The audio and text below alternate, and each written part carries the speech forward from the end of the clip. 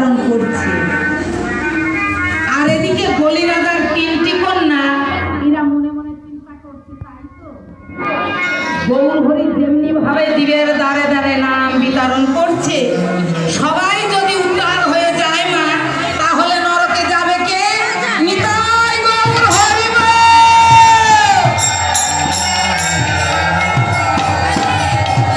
আস্তে আস্তে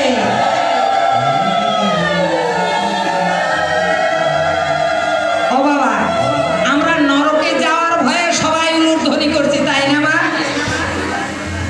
নরকে যাওয়ার ভয়ে আমরা সবাই মিলে উলুধ্বনি জয়ধ্বনি করছি, সেটা নয়। বলি রাজার তিনটি কন্যা যখন বলি রাজাকে বলছে, ওগো পিতা, সবাই যদি উদ্ধার হয়ে যায় তাহলে নরকে যাবে কে? বলি রাজা তখন কন্যা তিনটিকে সান্ত্বনা দিয়েছিল। কি বলেছিল জানেন মা?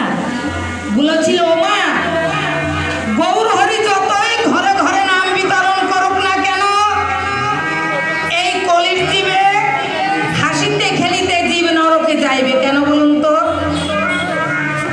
ওই যে বলেছি না, বলি রাজার তিনটি কন্যা হামানি, ঝিমানি আর পেরপেরানি।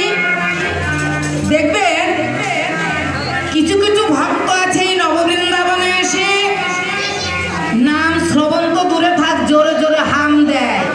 ওমা, কেন হাম দেয় বলুন তো? এর ভিতরে বলি রাজা প্রবেশ করেছে, এই কলিতে নরকে নেওয়ার রাস্তা।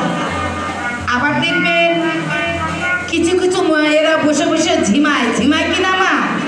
কেন ঝিমায় বলুন তো? কেন সারাটি দিন ধরে গৃহে বসে কি ঝিমাতে পারে না? নববৃন্দাবনে এসে ঝিমায়।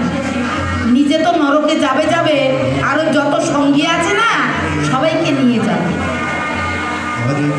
আর এই যে আমার মায়েরা নাম শ্রবণ